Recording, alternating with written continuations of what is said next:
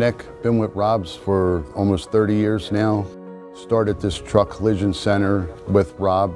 I was here about a year and he approached me to do it with him and we did it and it took off and has become something else.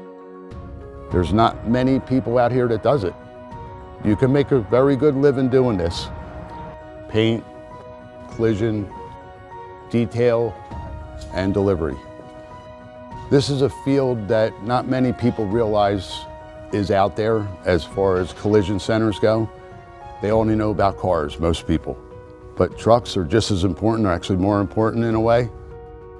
They don't teach it in schools, no tech schools teach it. Nobody teaches this division of the field of automotive.